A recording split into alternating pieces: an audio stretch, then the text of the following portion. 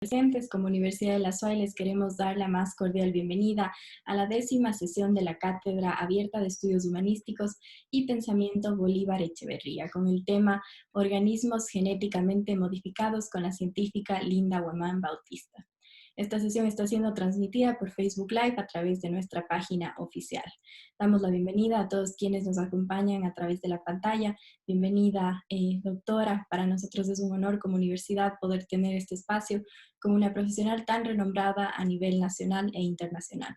Damos la bienvenida también a Diego Jadán, coordinador de la Cátedra Abierta Bolívar Echeverría.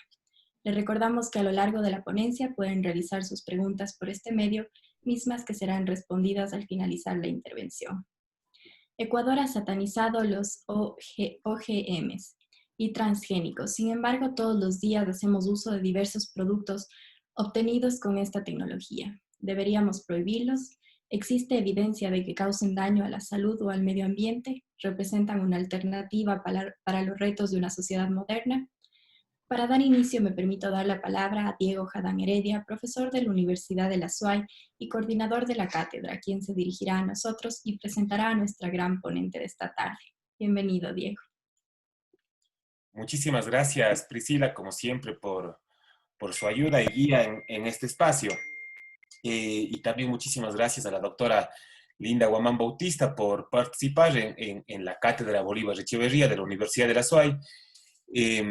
Yo le comentaba que hace algunas semanas, cuando tuve la oportunidad de leer este reportaje, esta entrevista que le hacían en la revista Diners, me emocionó mucho saber que usted había estudiado en la Universidad de la SUAY, y además sabiendo que en la actualidad muchos hemos tenido a sus reflexiones y puntos de vista técnicos y científicos como una referencia en momentos tan complicados, cuando la situación sanitaria, cuando la situación social es tan complicada en nuestro país.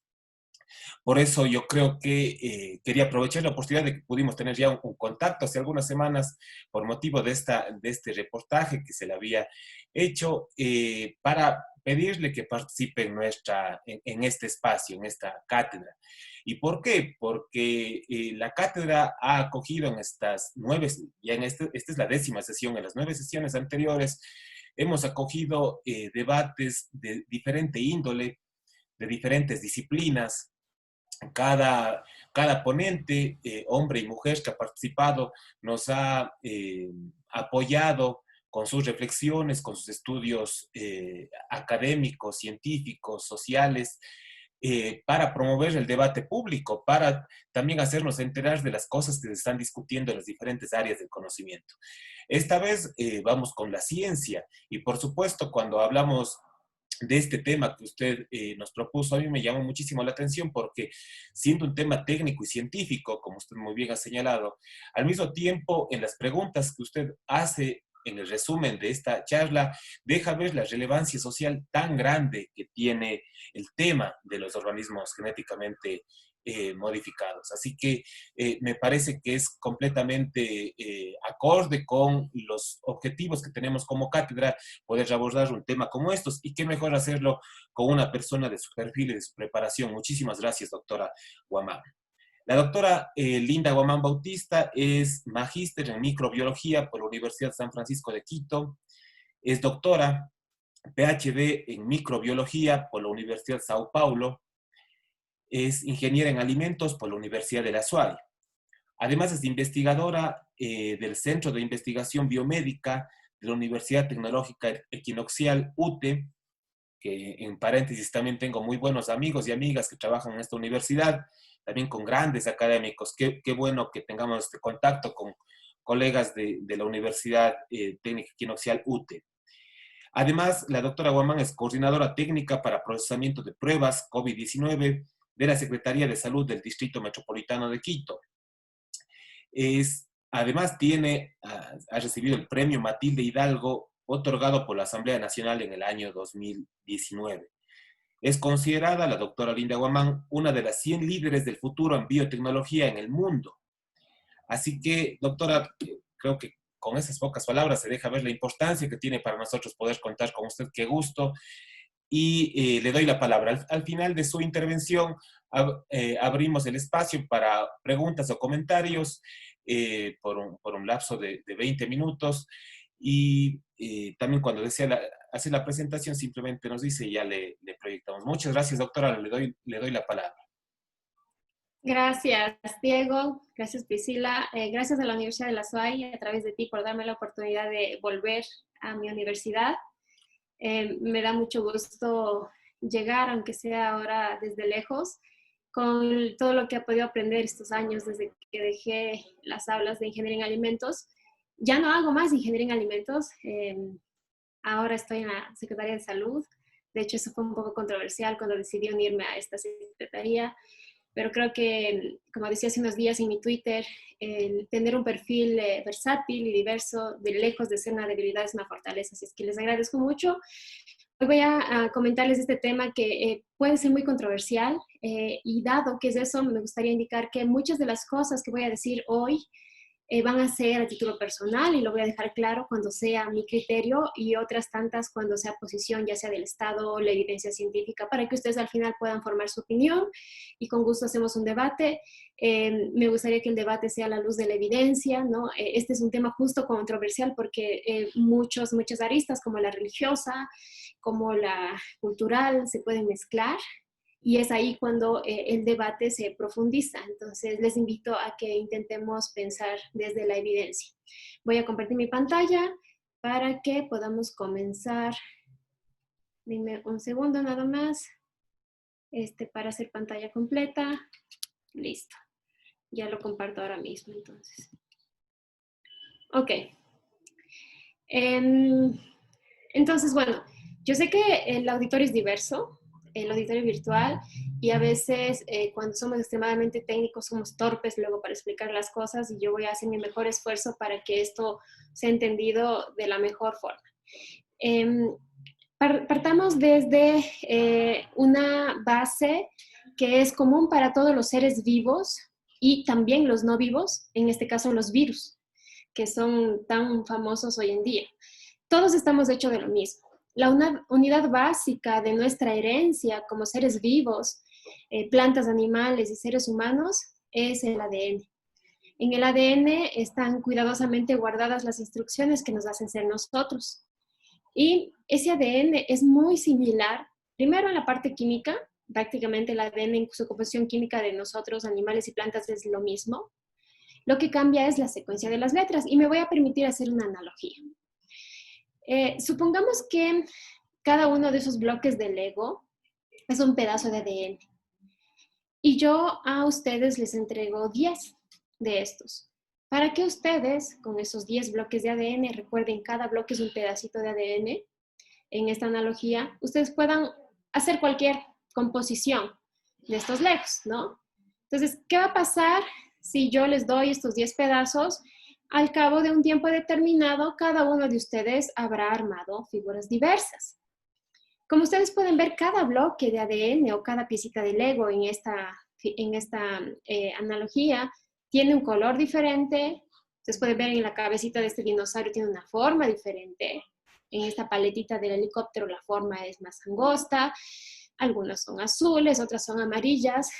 Pero a la final, cada uno de ustedes armó la figura conforme a su criterio, ¿verdad? E hizo uso de estas formas y de estos colores. Ahora, mi pregunta sería, aquí, en estas figuras, el hecho de que ustedes hayan armado cada uno de forma diferente hace que la unidad básica que compone cada una de esas figuras sea diferente o en esencia la unidad básica es la misma. Y la respuesta es lo segundo. No importa que hayas hecho un helicóptero o un corazón, en este caso, están hechos de la misma unidad, del mismo bloque de Lego. Asimismo es la analogía con la vida. Nosotros somos pedazos de ADN juntos, a esos pedazos de ADN que codifican para alguna función, es decir, que hacen alguna función que generalmente lo asociamos con algo que se ve, color de ojos, por ejemplo, a estos se los llama genes y ese conjunto de genes forman un ser vivo. Entonces, la gran diferencia es que en general nosotros tenemos esas instrucciones puestas de diferente orden y por eso somos diferentes, pero la unidad sigue siendo la misma y es por eso que es tan fácil intercambiarlo, así como en estas piezas de Lego. Hoy en día tenemos herramientas, habrán visto la semana pasada se otorgó el premio Nobel de Química a dos grandiosas mujeres que fueron las artífices de una herramienta que se llama CRISPR-Cas, que sería objeto de otra charla interesantísima, que permite hacer lo que tienen ustedes en la derecha. Permite hacer edición genética, es decir, cortar, pegar con mucha precisión, pero existen maneras de hacer estos cambios de ADN, o piensen ustedes cambiar piecitas del Lego, desde los 70 podemos hacer esto, ¿no? No es una tecnología nueva. El CRISPR es más preciso, eso sí. Entonces, en el caso de estas rosas que ustedes pueden ver ahora mismo, ¿qué es lo que sucede? Pensemos solamente la característica de color, no pensemos en otra cosa. Probablemente estas rosas rojas, en alguna parte de su ADN, tienen una piecita de Lego o una secuencia de ADN que le da la información para producir ese pigmento. Ustedes pueden ver aquí abajo una rosa que parece un arco iris. Esta rosa existe. Se ha modificado genéticamente de tal forma que la información de esta rosa roja, la del azul y la de la rosa se han introducido en esta, ¿no? Que ahora mismo ustedes pueden ver como un arco iris, para que pueda esta tener todas las características. Este es un organismo genéticamente modificado. Pero aquí quiero que sean conscientes de algo. Es un organismo, o lo voy a decir OGM de aquí en adelante, es un OGM, sin embargo, las características que se le introdujeron a esta rosa vienen de rosas, de otras rosas, es decir, de la misma especie, es cercano, es intercambio de información. Y por eso es que hasta el momento esos cambios se han visto con mucho mejores ojos que otros ejemplos que les voy a mostrar. Pero al final, este es un organismo genéticamente modificado. Tenemos aquí otro. Ya hace algunos años tenemos una piña modificada genéticamente para producir licopeno. Es una piña rosada, como ustedes pueden ver. ¿Y cuál es la principal diferencia con las rosas? Es que la información que se le adicionó a esta piña no viene de otra piña, sino viene de un tomate. Entonces ya es un salto, ¿no? Es otra especie. Peor aún cuando esa información viene de un animal o viene de una bacteria. Pero es un asunto más romántico, porque al final es ADN. Volvamos a la idea inicial. Son pedazos de ADN que se pueden intercambiar. Este es un ejemplo emblemático del que más adelante yo les voy a hablar, porque varias de estos cuestionamientos es, pero no sabemos si nos va a hacer mal, si va a pasar algo. Y en gran medida se cuestiona que las evaluaciones se hagan en el laboratorio, y se dice, no, hay que ver lo que pasa en el ambiente. Puse este ejemplo porque el arroz dorado fue el primer alimento modificado genéticamente que fue aprobado por la FDA, que es de consumo masivo ya en varios países en África y que ya tiene una data larga, más de una década consumiéndose. Entonces, desde ya hay reportes de qué es lo que ha causado. ¿Qué es lo que se hizo así? Aquí, a diferencia de la rosa, en la que genes de otras rosas se introdujeron en la primera, aquí lo que se hizo es, se tomó una región de ADN de la zanahoria, ¿no? Esto que es conocida la zanahoria por producir betacaroteno, el precursor de vitamina A, y se lo colocó en el arroz normal para que sea un arroz, lo que se llama arroz dorado. ¿Okay? Entonces este arroz le representa a esas poblaciones que tienen déficit de vitamina A una gran diferencia. Ahora, estas modificaciones que les acabo de mostrar, muchas se pueden hacer fuera del laboratorio. Y otra vez, cuando está hecho fuera del laboratorio, se siente más natural, se siente menos perjudicial, ¿no? Tenemos mucho esta tendencia hoy orgánica, natural, libre de cosas sintéticas, y por eso es que nos sentimos más seguros, entre comillas, cuando la madre naturaleza hace los cambios, sin intervención de nosotros los seres humanos. No sé cuántos de ustedes puedan reconocer esta planta, ¿no? Esto que ustedes ven hacia la izquierda se llama teosíntle. Es el ancestro de una de las plantas más consumidas en el mundo y está en México. Tal vez ahí ya se den un poco más de qué estamos hablando. Ustedes pueden ver, esto es el ancestro del maíz que comemos hoy en día, se llama teosíntle. Volvamos a esto. ¿Cómo creen que nosotros pasamos de que es el ancestro del maíz, a esto, que es el maíz como lo conocemos hoy en día? Pues lo que sucede es que por muchísimos años nosotros como uno de los principales medios de generación, digamos, alimentos, etcétera, pues domesticamos algunas plantas. Esto que hizo que nosotros, de manera deliberada, seleccionemos características, en este caso de las plantas, ¿no? Los que hemos tenido la fortuna de sembrar maíz, sabemos que se guarda la semilla más grande o la más dulce o la de color morado y se van haciendo cruces, ¿ok? Entonces, si nosotros analizáramos el genoma del teosíntle versus el maíz como lo conocemos ahora, seguro tiene muchísimos cambios en su genoma. Nosotros deliberadamente propiciamos esos cambios al hacer estas cruces. Claro, fue la madre naturaleza la que se encargó, ¿no?, de allá adentro hacer. Y por eso es que es un asunto de mejor visto. No nos preguntamos tanto en dónde se introdujo el cambio, qué gen vino de dónde, y por eso lo sentimos mucho más natural. Lo mismo sucede con los perros. Sabemos ya que el ancestro de los perros son los lobos. ¿Y cómo vinimos a dar con una especie en la que un chihuahua y un san bernardo, que son fenotípicamente muy diferentes, son de la misma especie? Y es porque nosotros, otra vez, en el proceso de domesticación de estos animales de manera deliberada, fuimos haciendo cruzas de, si es que este cachorro salía mucho más dócil y a mí me gustaba la característica de docilidad, pues lo cruzaba. O el que sea más grande, o el que sea más fuerte, o el que sea más veloz.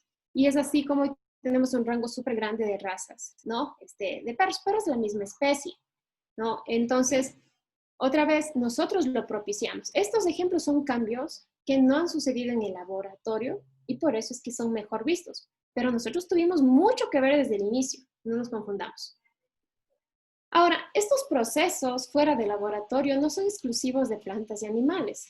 Hoy en día, en todas partes del mundo, dentro o fuera de nosotros, en el aire, en el agua, en todas partes, tenemos microorganismos que se están modificando genéticamente solitos, sin la intervención de la mano de un científico. Tenemos, les voy a mostrar rápidamente unos procesos de transferencia horizontal de genes, así se llama, porque las bacterias se reproducen de manera sexual. Entonces, básicamente, cuando una bacteria se alarga y se hace dos, la una es un clon del otro. Pero si siempre esto fuera así, todas las bacterias serían clones. Y hoy sabemos que muchas son diferentes. ¿Cómo se diferencian? Por ejemplo, cuando una bacteria aquí se encuentra otra, puede establecer estos como canales tipo túbulos e inyectarle material genético de una bacteria a otra. Esto está sucediendo sin que haya intervención de la mano humana. Es un proceso natural de transferencia horizontal de genes que se llama conjugación. Existe otro proceso. Dos bacterias tenemos aquí, cada una con su material genético. La una se muere. En esa muerte libera, entre otras cosas, material genético que ya tenía. Y tenemos algunas bacterias que tienen la capacidad de prácticamente tragar, engullir ese material genético que quedó de la bacteria muerta, y de esa manera se hace diferente. Tampoco sucede esto con intervención de los seres humanos, es algo natural. Y una tercera manera es que tenemos una bacteria enfrentada al enemigo universal de todas las formas vivas de este planeta, los virus. Los virus, cuando atacan a las bacterias, al igual que nos atacan a nosotros, les interesa secuestrar nuestras células para ponerlas a trabajar para su favor.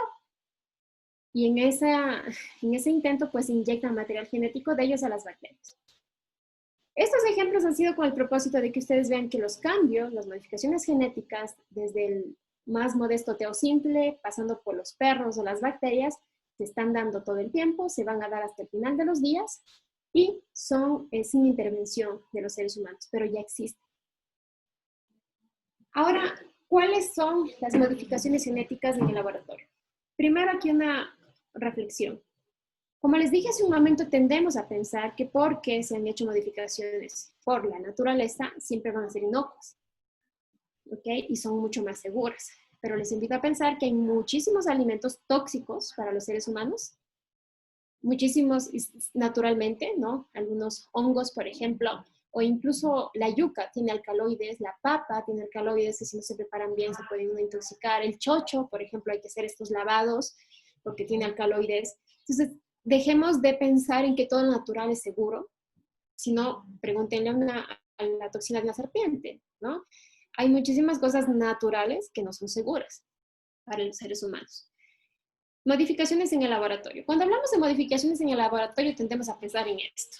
Una escena apocalíptica de una quimera, de que nosotros en el laboratorio vamos a crear monstruos, básicamente. Eso es lo que tendemos a pensar en el laboratorio. Cuando en realidad es muchísimo menos aburrido que esto, ¿no? Muchísimo menos escénico. Por lo menos yo hago modificación genética de microorganismos, ¿no? Lo máximo que veo son cosas de color, movilidad, etc.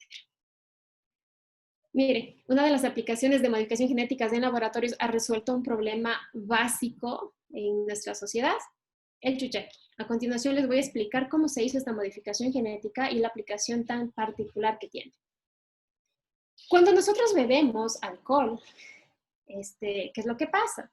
Nosotros tenemos la capacidad de romper el alcohol y degradarlo y eliminarlo, porque nuestro hígado tiene las herramientas para deshacerse de él. ¿Cuál es el problema? Que cuando tomamos una cantidad mucho más grande de alcohol que la que podemos procesar, se va acumulando en forma de acetaldehído, como ustedes pueden ver aquí.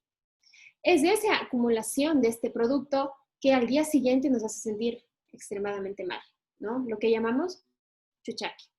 Pues los científicos, en este caso particular, dijeron cómo usar la modificación genética para resolver que puede ser un gran, incluso, oportunidad de mercado para un producto.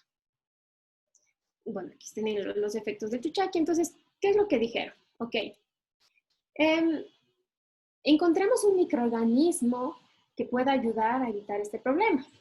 Ahora, cuando ya hablamos de bacterias, las pobres muy satanizadas, ¿no? La gente enseguida piensa que es algo malo, que te vas a enfermar, antibióticos, etcétera. Dijeron, ok, para que sea menos controversial el uso de bacterias, usemos una bacteria de un alimento que ya se consume. El natto es un alimento fermentado, okay, asiático, en el que, al igual que nosotros, por ejemplo, la chicha, fermentamos a propósito el producto para que tenga alguna característica, con microorganismos. De este natto se aisló un microorganismo con el objetivo otra vez de ¿qué? De que la gente esté ya acostumbrada a comer un microorganismo en esta comida y no se asuste tanto. El microorganismo en cuestión se llama Bacillus subtilis, una bacteria muy bonita, grande, pinta de azul, se ve en el microscopio, bonita. Ella, igual que todos los seres vivos, tiene pedazos de ADN. Recuerden siempre de esos bloques de Lego, ¿no? Tiene pedazos de ADN juntos que le dan su característica de Bacillus subtilis.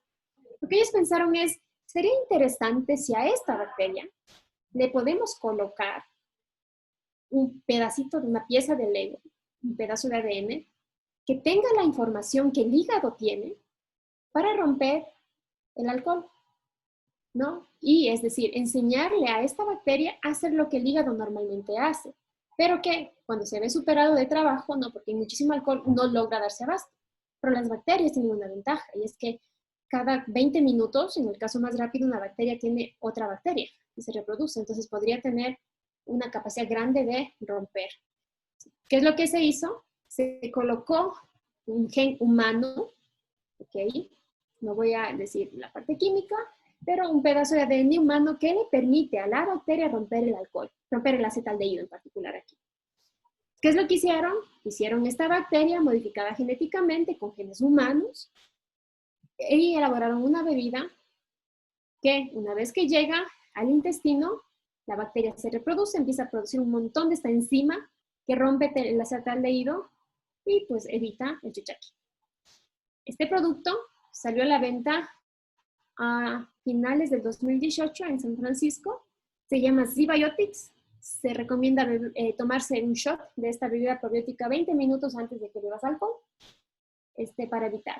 Se vende en los bares, por ejemplo, y tiene algo que a mí me encanta, y es que en la etiqueta dice orgullosamente genéticamente modificado.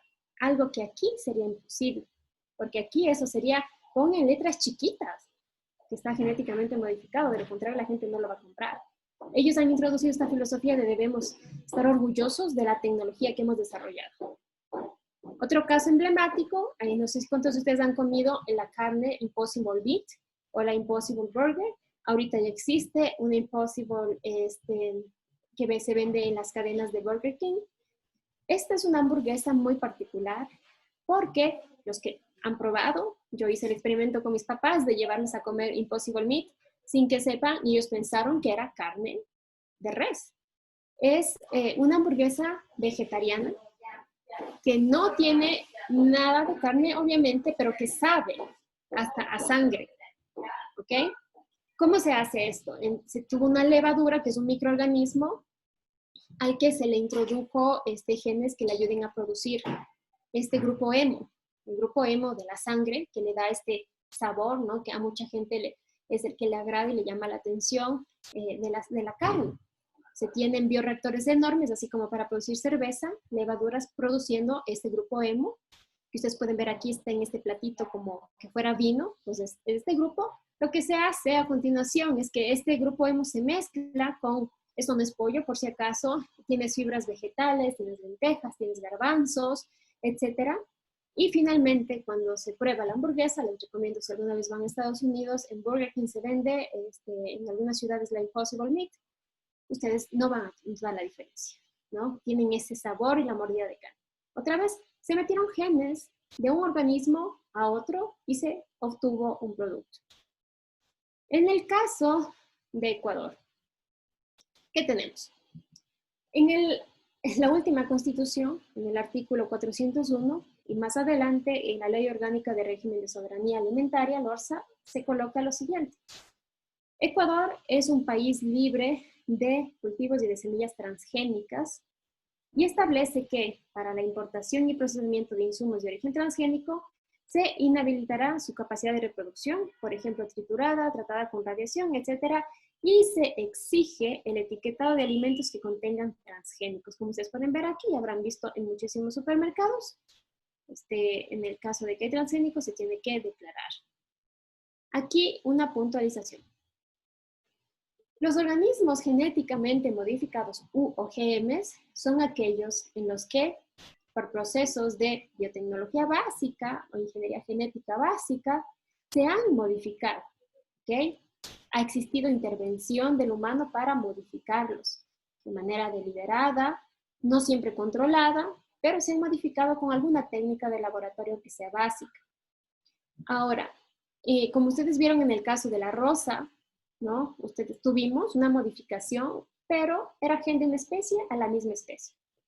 Cuando hablamos de transgénicos, nos referimos a aquellos organismos a los que se les introduce información genética de otra especie, como en el caso de la piña, que tenía el gen del licopeno del tomate, o el caso del arroz dorado, que tenía genes del betacaroteno de la zanahoria. Esa es la principal diferencia, transgénicos, de transgénesis, ¿no? Que es entre especies, la modificación, y organismos genéticamente modificados que no necesariamente implican que se haya puesto genes de otra especie, como en el caso de la rosa multicolor, por ejemplo. Es la principal diferencia. Ahora bien, a mí me parece, para que ustedes reflexionen, en la Constitución y en el artículo 401, básicamente nos declaramos el único país de la región que es libre de transgénicos. En gran medida, y vamos a ver más adelante, esto corresponde al hecho de que asuntos de soberanía alimentaria, ¿okay? Vamos a hablar de eso.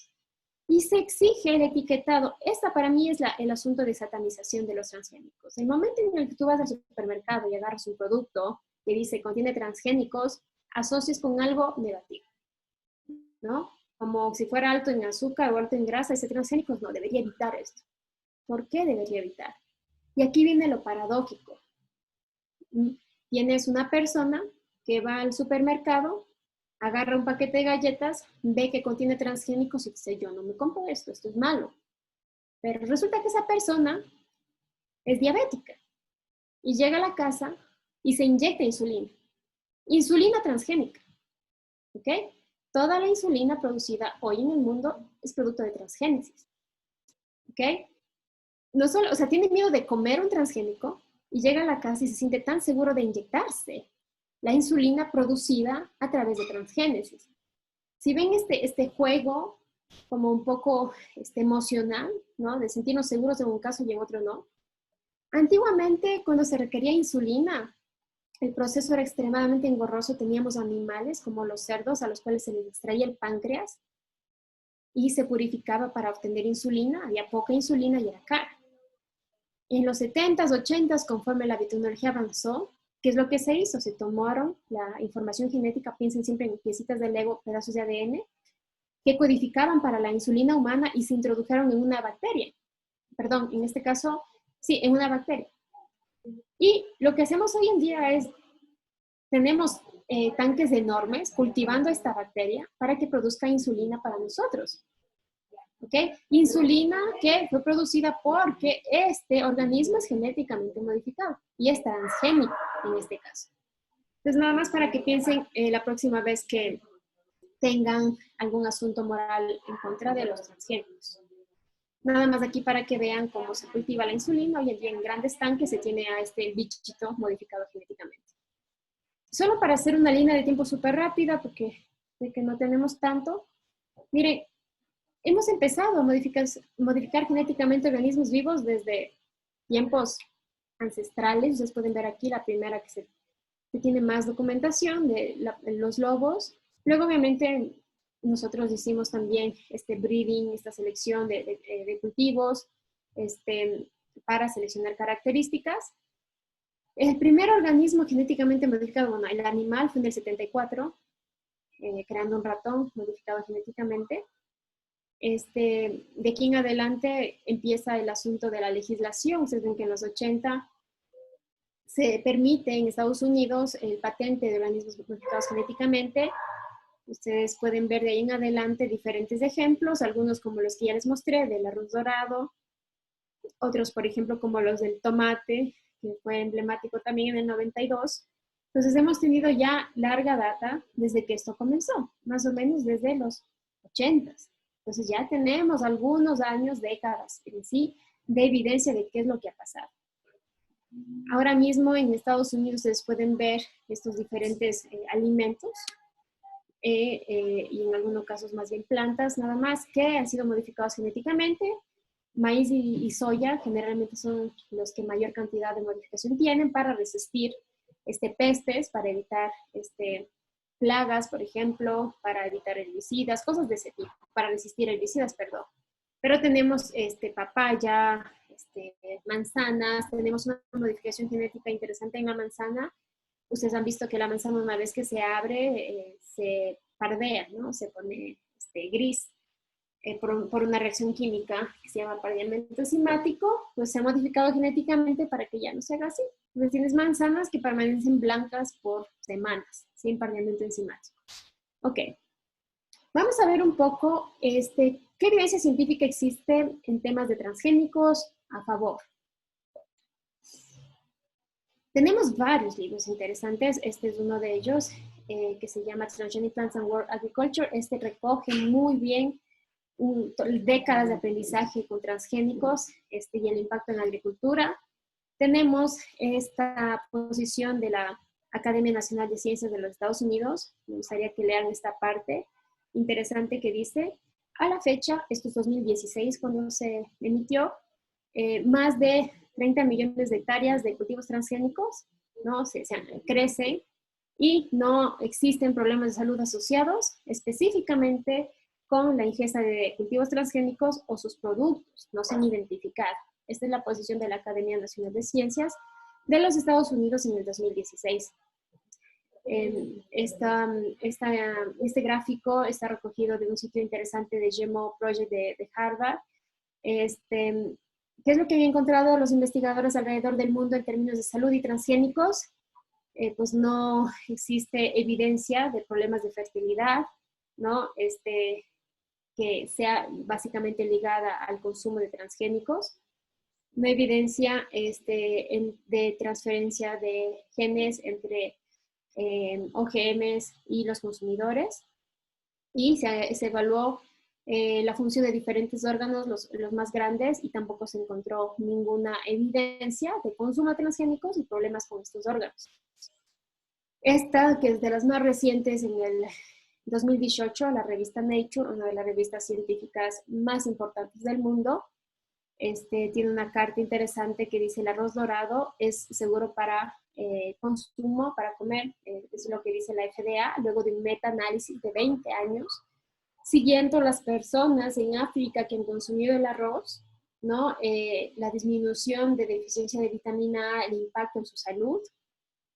Y aquí ustedes pueden ver algunas de las declaraciones acerca de la seguridad de cultivos genéticamente modificados en términos de salud, ¿ok? ¿Qué es lo que dice, por ejemplo, esta de el National Research Council? A la fecha no existen efectos adversos a la salud atribuidos a OGMs, ¿no? No se han documentado. Del Council of Science and Public Health, los alimentos producidos por bioingeniería ya se han consumido por casi 20 años y en ese tiempo pues no se han advertido consecuencias en la salud humana, ¿no? Por lo menos no en literatura que haya sido peer review, que ustedes saben que es la que deberíamos procurar, porque sí que tenemos literatura científica documentando efectos adversos, pero no necesariamente en journals que sean de revisión por pares. Esta de la Organización Mundial de la Salud, que es lo que dice, los alimentos genéticamente modificados disponibles actualmente en el mercado internacional han pasado, ¿no?, estos ensayos de seguridad y que no presentan riesgos para la salud humana. No se han encontrado efectos en la salud humana como resultado de su consumo. Entonces, por eso es que en la mayoría de países son aprobados. Esto es de la declaración de la OMS y la declaración de la FDA, el ente rector de esta materia en Estados Unidos. Lo que dice es que han sido evaluados por la FDA, ¿no? Y entonces, pues básicamente no hay ningún problema en términos de seguridad. Y tienen al más complicado de los mercados, el europeo. Los que trabajen con OGM sabrán que los europeos son mucho más complicados para regulación. Y lo que ellos concluyen en el 2010 es que la principal conclusión, bueno, luego de más de 130 proyectos de investigación, cubriendo 25 años de investigación, involucrando más de 500 grupos independientes, es que la biotecnología, en particular los OGMs, no son por sí mismos un riesgo, ¿ok? No más que las tecnologías convencionales que se tienen para la producción de plantas hoy en día. Para que vean un poco en términos de agricultura, lo que vimos en este momento fue en términos de salud. Y esto es súper importante. Las Naciones Unidas predicen que para el 2050 los humanos necesitarán producir 70% más alimentos de lo que actualmente producimos hoy para poder alimentar a la población mundial. Este es un criterio mío, que no existe manera ahora mismo de incrementar 70% la producción de alimentos sin organismos genéticamente modificados. No hay manera que una agricultura orgánica, sostenible, verde, etcétera, se pueda cubrir esto. La agricultura orgánica, por definición, no es tan eficiente, ¿ok? Existen casos de OGMs de maíz, de soya, de plantas diferentes, de etanol, etcétera, en los que se han reducido los tiempos de cosecha, se ha mejorado la productividad, crecen con menos agua, en menos espacio de tierra, con menos pesticidas, herbicidas, etcétera, ¿ok? Ustedes pueden ver aquí, por ejemplo, este gráfico justo de las Naciones Unidas en el que tú puedes ver una reducción de la cantidad de pesticidas, de OGMs en general, un 36%, de los costos se han reducido, los beneficios para los agricultores. Ya vamos a hablar de este tema porque es controversial, ¿no? ¿Quién se lleva el dinero de todo esto?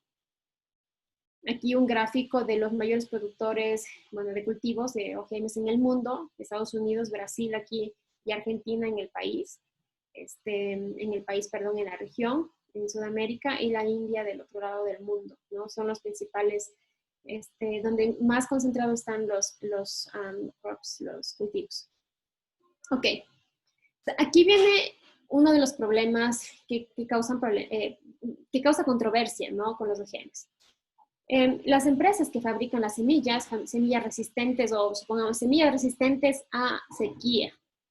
Entonces, tú patentas la tecnología, patentas la semilla y se la vendes. Ejemplo, X, ¿no? Un agricultor X planta cultivo de la semilla patentada, esta que resiste la sequía. Pero el vecino de al lado, Y, no, él sigue usando la semilla convencional.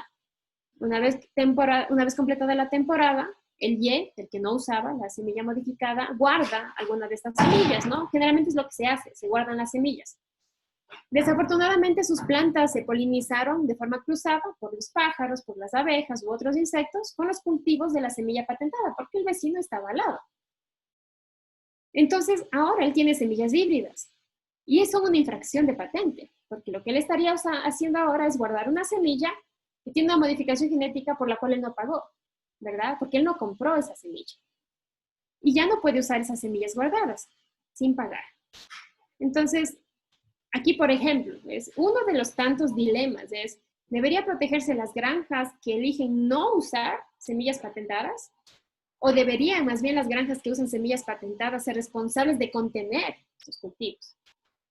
Que esto solo pensando en el asunto económico, porque en Monsanto, que es una de las empresas en Estados Unidos que lidera la producción de semillas, justo hace esto, ¿no? Diseña nuevas semillas, se las vende a los agricultores están obligados y no pueden guardar la semilla como hacemos nosotros convencionalmente con el maíz, que vamos guardando. Ellos cada temporada tienen que comprar. Y ellos han diseñado una tecnología de rastreo tan eficiente que lo que hacen es, al azar van y a la siguiente temporada van y toman una muestra de tu cultivo. Y si ven que tú usaste la semilla de la temporada pasada, pues te cae una demanda por infringir el uso de patente. ¿Ok? Entonces, si otra persona que en principio se supone que no compró la tecnología la está usando, infracción de patente. Tienen demandas millonarias en contra de agricultores. Y ese es un problema. ¿Ok? La parte del monopolio. Ahora, en la parte de medio ambiente existe otra preocupación. Algunos sostienen que el desarrollo de OGMs, en este caso transgénicos, mejorará la biodiversidad. ¿Por qué? Porque por biodiversidad entendemos, pues, cambios, ¿no? Con OGMs vamos a tener cambios, con transgénicos vamos a tener cambios. Pero otros sostienen que la diversidad se verá disminuida porque si supongamos que el cambio de una especie lo hace ser excesivamente dominante o que tenga una ventaja muy grande, más bien él va a dominar y se va a reducir la biodiversidad de otras porque de pronto crece más, come más, etcétera. Y esos son temas debatibles que son muy lícitos, ¿ok? Que son importantes, que se deberían manejar, pero que yo aquí quiero introducir la diferencia. Son dos temas diferentes. La tecnología per se no es mala, ¿ok?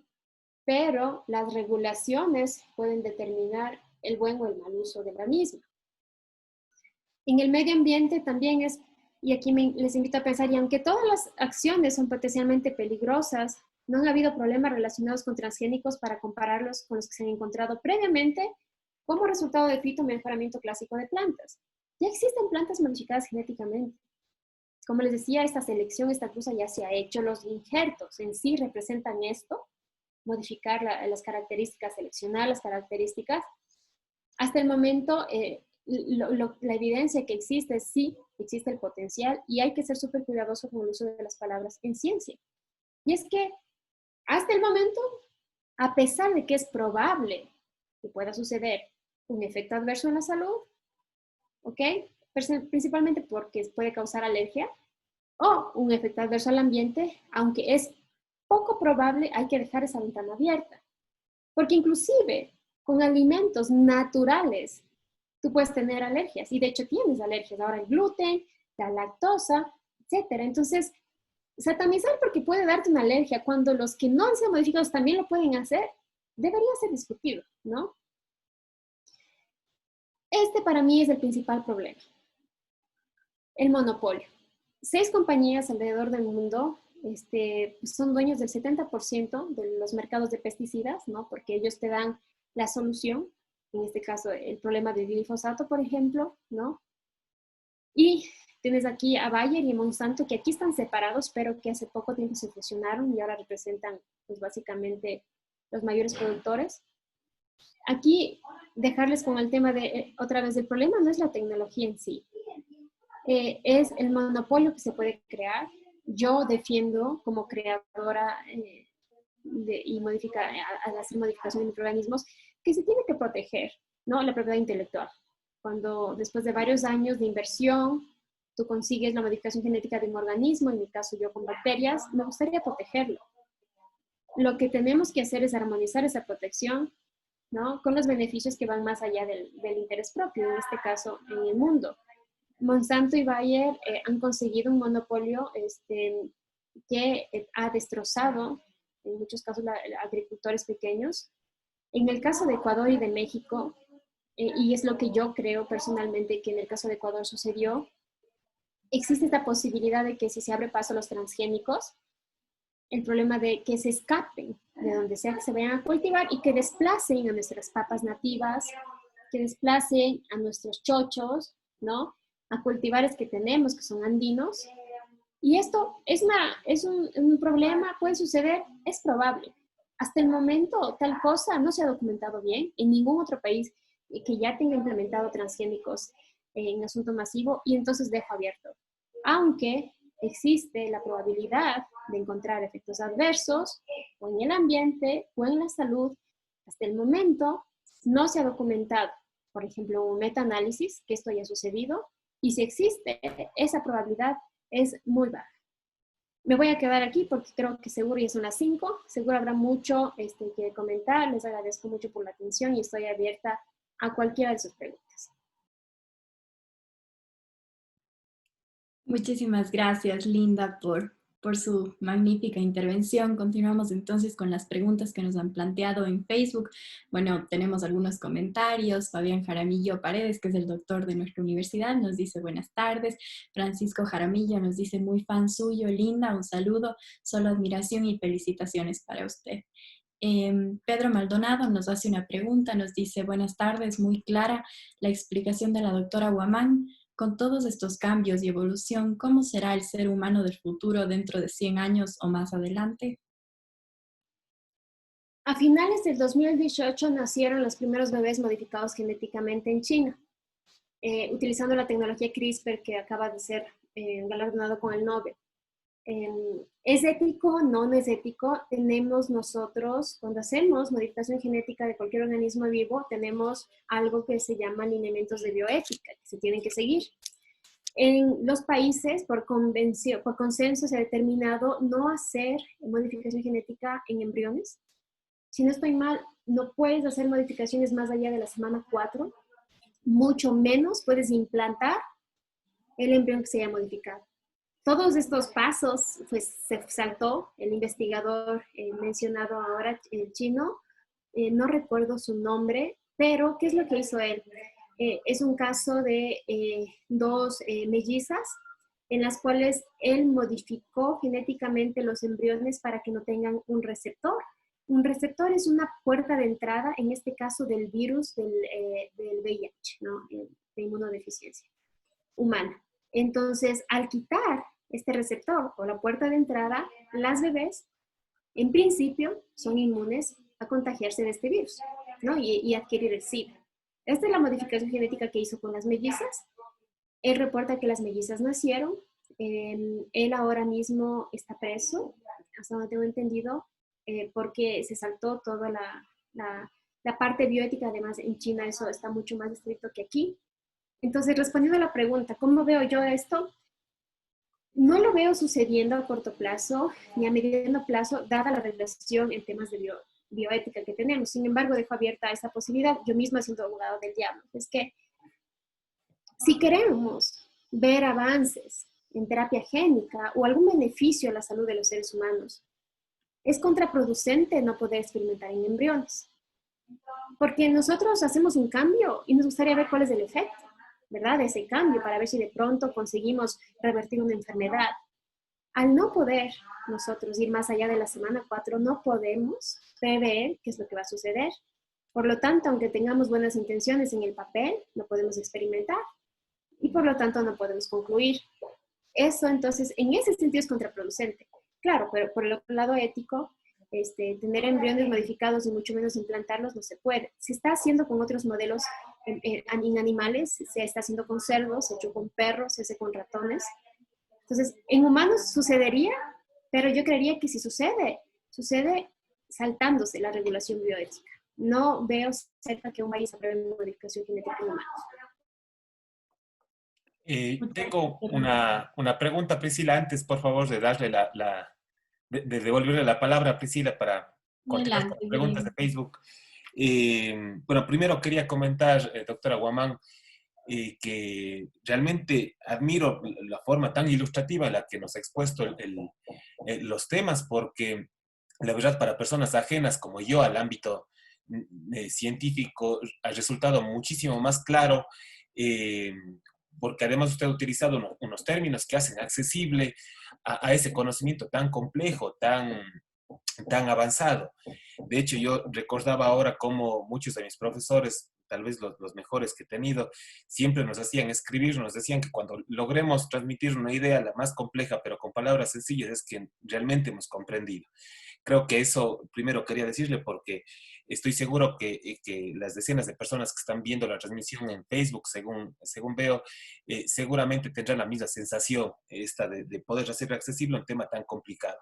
Y creo que eso es muy destacable porque resulta, en efecto, que como muchas veces no comprendemos de lo que hablamos, no tenemos esa facilidad de acceder a ese conocimiento, nos guiamos por el prejuicio. Y ahí yo también debo decir lo mismo en mi caso, porque por lo general yo cuando veo en algún paquete contiene transgénicos, yo enseguida no lo compro o digo, no, porque no debería, más bien algo natural. Y como usted más bien muy bien ha señalado, en efecto, no porque algo sea natural va a ser más saludable.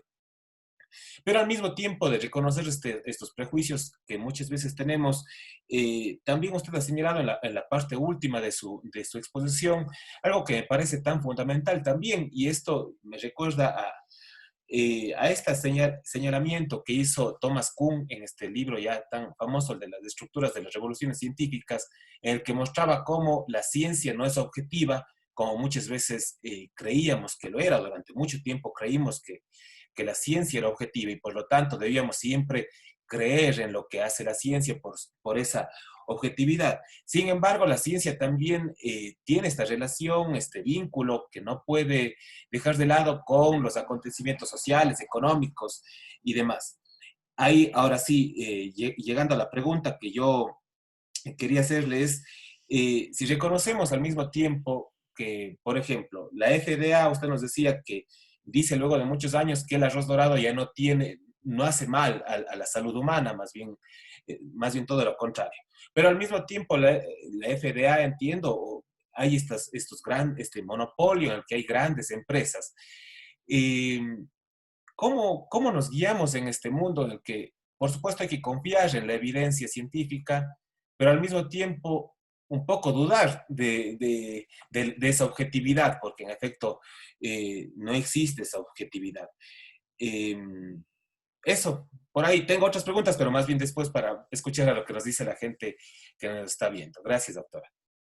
Gracias por tus palabras. En el caso del arroz dorado en particular, es interesante porque esa patente está liberada, ¿no? Entonces, no existe este conflicto de interés económico de pronto la FDA gana algo, ¿no? Diciendo que el arroz dorado es bueno, porque es una patente libre. Justamente los inventores, ¿no? Decidieron donarlo para que las comunidades se aprovechen, ¿no? De este beneficio. Entonces, en ese sentido, pensar en una información sesgada de parte de la FDA no aplica tanto. Sin embargo, pues ahí yo creo que debemos ser súper críticos. Ahora mismo Trump ha manipulado muchísimo la FDA en el contexto de la pandemia para la aprobación de tratamientos experimentales, inclusive la vacuna. Entonces sí deberíamos cuestionar la FDA porque pues está politizada, yo creo que de eso no hay duda, en este momento está altamente politizada. Por lo tanto, puede ser sujeto de ser influenciable. Entonces, ahí es cuando tú recurres a más de una fuente. Tienes una institución que es un referente, pero por otro lado tienes, no, creo que lo mostré, hay una carta firmada por 150 premios Nobel, todos promoviendo en el que la regulación en los países no prohíbe los transgénicos. Entonces, ya tienes una visión, ¿no?, diferente, menos mercantil, si quieres verla. Tienes además publicaciones y aquí, por ejemplo, tienes a la FDA, pero tienes al Consejo Europeo. Entonces, para mí, contrarrestar las fuentes, y creo que en la ciencia aplica siempre eso es lo más importante. Existen journals que están claramente sesgados hacia un lado o hacia otro. No me crean a mí tampoco. Si se quedaron con interés de esto, hagan la tarea. Yo abiertamente soy pro en transgénicos, a eso me dedico, pero creo que es importante enseñar la parte de bioética para que se pueda hacer seguimiento de la parte ética, y también creo que es importante esta parte social, que no es el componente que yo tengo, ¿no? Que creo que también que se debería conjugar. No hay manera de introducir un tema de ciencia sin ver todas las aristas, y creo que en lugar de cerrarnos a la ciencia, deberíamos impulsar lo otro. Muchas gracias, doctora. Tenemos otra pregunta por parte de Carlos. Nos dice, ¿cómo hacer entender a los no científicos que los transgénicos no son una bomba atómica? ¿Sabes? Pensando en alimentos, a mí me llama mucho la atención, y tal vez este ejemplo les sirva, es casi siempre pensamos que es terrorífico comernos ADN. Decimos, me estoy comiendo ADN y un ADN extraño. Cuando te comes una manzana, le estás metiendo un ADN extraño a tu cuerpo. Eso no significa que cuando te comes una manzana tú te vas a hacer manzana. Porque cuando te comes la información genética que tiene la manzana no se va a integrar al genoma que tú tienes. Entonces, cuando aterrizamos al tema de que estamos rodeados de ADN, ¿no? En mis manos yo tengo ADN mío, pero también tengo el ADN de las bacterias que me rodean, el ADN de parásitos. Probablemente tengo ADN de otras personas, si yo toqué un mouse, una puerta, etcétera, ¿no? De pronto. Dejemos de tener miedo a un compuesto que al final es químico, es un ácido, el ADN es un ácido por esencia, para que bajémosle al nivel de que básicamente estamos tan rodeados que comemos, respiramos y tenemos diversas fuentes exógenas de ADN que ahora mismo están entrando a nuestro cuerpo. Esas transferencias de genes de las bacterias ahorita están pasando adentro mío en mi barriga. En mi intestino las bacterias están intercambiando genes por millones, ¿ok? Entonces no podemos evitarlo, ¿no? Más bien aprendamos un poco. Yo entiendo que yo tal vez hablo desde el privilegio, probablemente, de haber podido estudiar, y por eso es importante lo que decía Diego, ¿no? Bajar el nivel de la discusión para que la gente entienda que pues, el ADN hace parte de la vida. Gracias, doctora. Marco nos dice, ¿qué opina sobre la posible predación de la flora y fauna local por cultivos transgénicos? Gracias. Es una posibilidad, como mencionaba hace un momento. Claro, cuando tú tienes un cultivo que tiene una clara ventaja, ¿no? De crecer con menos agua, y lo siembras en un lugar seco, va a tener una clara ventaja sobre la fauna, la flora, en este caso nativa. Eso no hay que desconocer. Por eso es que, al igual que existen regulaciones en otros países, es mejor declarar en donde existen cultivos transgénicos, que aquellas personas que los cultivos se hagan responsables de la contención, en el caso de que sea posible, en el caso de que no sea posible, se hagan cargo del seguimiento y del control.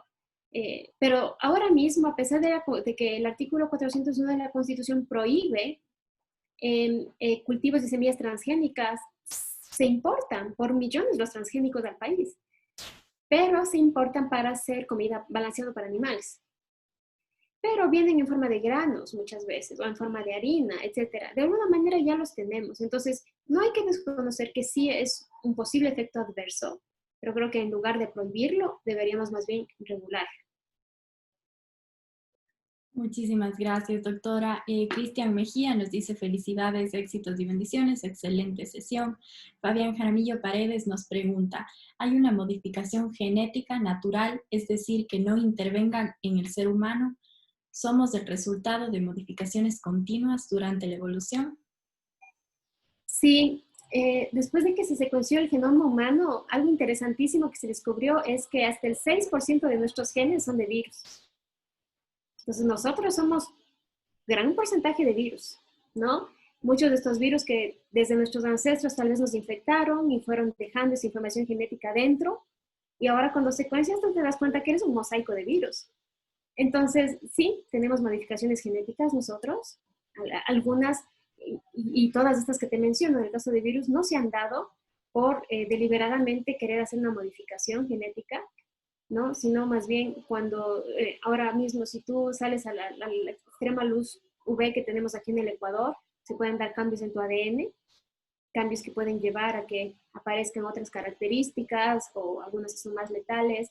Están pasando todo el tiempo, los cambios en el ADN están sucediendo todo el tiempo, y yo creo que por eso no deberíamos asustarnos, ¿no? Nosotros por definición, y este es un criterio personal, somos organismos genéticamente modificados. Muchísimas gracias. Luis Fernando Silva nos dice, buenas tardes, doctora. Disculpe la pregunta, tomando en cuenta el riesgo y beneficio del uso de transgénicos y tomando en cuenta la parte bioética, ¿es beneficioso para el medio ambiente y habría algún efecto secundario en la salud del ser humano? Considerando solo lo que decía la ONU, de que necesitamos incrementar el 70% de la provisión de alimentos hasta el 2050, yo creo que es beneficioso hacer uso de la tecnología de plantas y cultivos transgénicos para conseguir esa meta, para poder alimentar a la población a bajo costo, para asegurar la soberanía alimentaria que los países están llamados a asegurar. Y entonces yo creo que sí, se debe invertir a transgénicos. Yo no veo sucediendo eso sin transgénicos. Es muy difícil.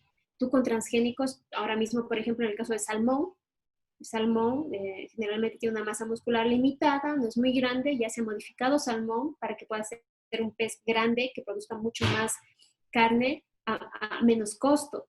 ¿Okay? Entonces, ¿se puede utilizar en beneficio? Sí. Hasta el momento no existe evidencia científica de efectos colaterales hasta la salud, a salud, ¿no? Estoy diciendo esto hasta la fecha porque en ciencia no sabemos, no sé, si mañana sale un metaanálisis de Nature diciendo que sí hay algún efecto, pues habrá que decirlo con todas sus letras. Hasta el momento no hay evidencia. Gracias, doctora. Emerson nos pregunta, buenas tardes, excelente presentación. Al igual que usted, veo a los OGMs como herramientas útiles que nos ayudarán en problemas como el desgaste de recursos naturales por industrias como la de la carne. ¿Qué necesitamos en Ecuador para poder industrializar los OGMs en el país? Bueno, tendríamos que cambiar la constitución y eso está muy difícil. Hablando de la parte de plantas, ¿no? Afortunadamente yo trabajo con bacterias y hago genes en bacterias, no he tenido mayor problema. Entonces la parte de biotecnología en bacterias se podría hacer.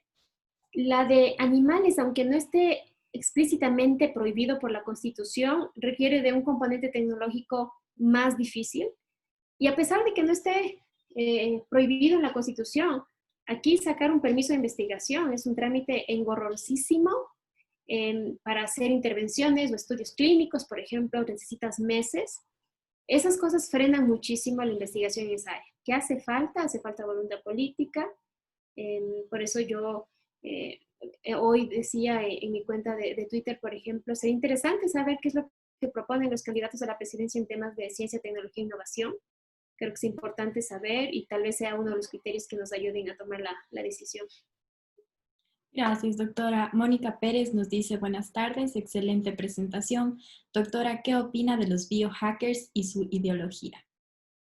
Bueno, estoy dividida en mi opinión. Los biohackers son estas personas que hacen modificación genética de manera más informal. ¿Esto a qué me refiero? Yo tengo mi laboratorio aquí en la UTE donde yo puedo modificar mis bacterias. Existe todo un movimiento en Estados Unidos especialmente de democratizar el acceso a estas herramientas para que tú lo puedas hacer en casa.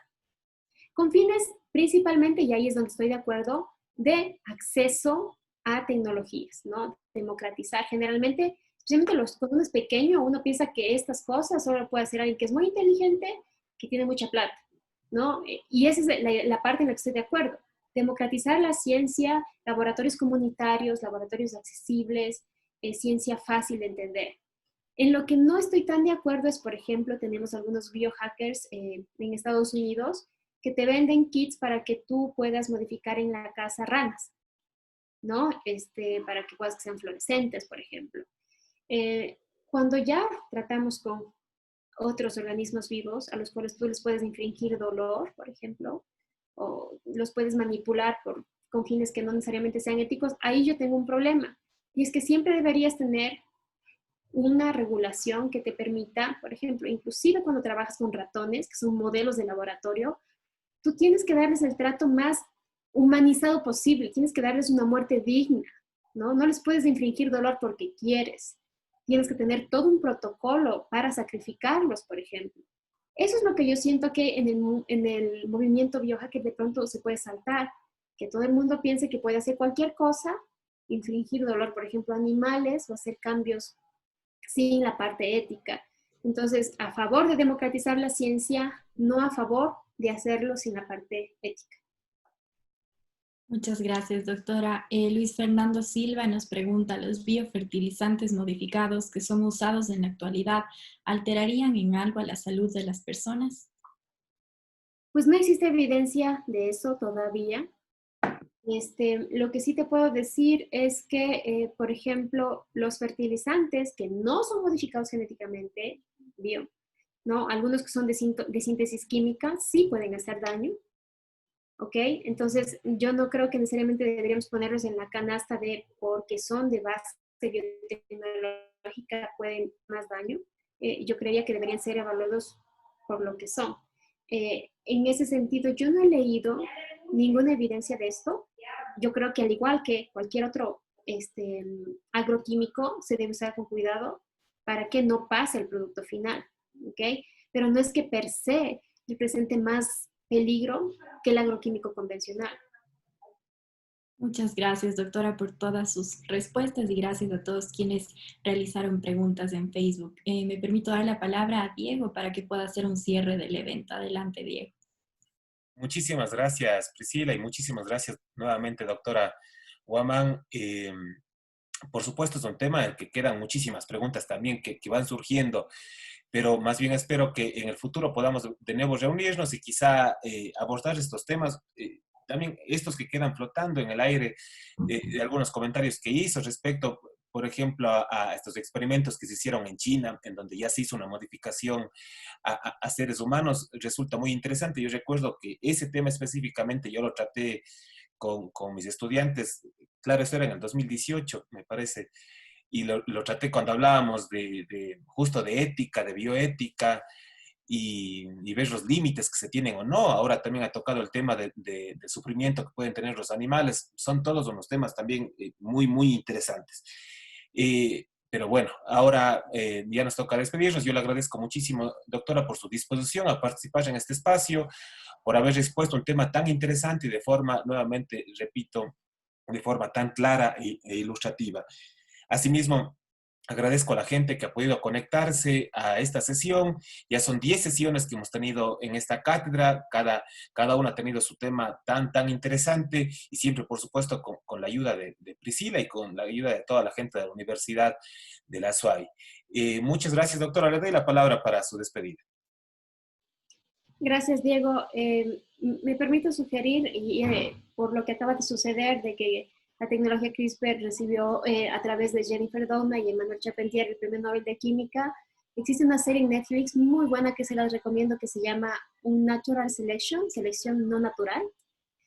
Tiene creo 4 episodios. Entrevistan de hecho a Jennifer Doudna, creadora de la herramienta CRISPR, y ustedes pueden ver ahí las diferentes aplicaciones que se está dando esta herramienta. Entrevistan a los biohackers de los que se menciona, a Josiah Steiner, que es uno de los más famosos, que por ejemplo está modificando perros para que sean más musculosos, y eso es un poco controversial. Entonces creo que si se quedaron con algunas inquietudes sobre este tema, pueden revisar este documental, Selección Natural, en Netflix, y por mi parte agradecerles por el espacio. Coloqué al final de mi presentación mi correo electrónico y mi cuenta de Twitter en caso de que alguno de ustedes decida contactarme respecto al tema que he presentado hoy. Cuídense mucho, espero que sigan manteniendo todas las medidas de bioseguridad que han sido recomendadas ampliamente. Un abrazo. Muchísimas gracias, doctora. Realmente ha sido un honor para nosotros haber contado con su presencia en esta tarde. Agradecemos nuevamente a todos por su presencia en este evento y les recordamos que esta charla fue grabada para quienes no pudieron acompañarnos desde el inicio y será subida en nuestro canal de YouTube. Les deseamos a todos una excelente tarde. Muchas gracias. Gracias, Priscila, de nuevo. Salió súper bien. De nada, Diego.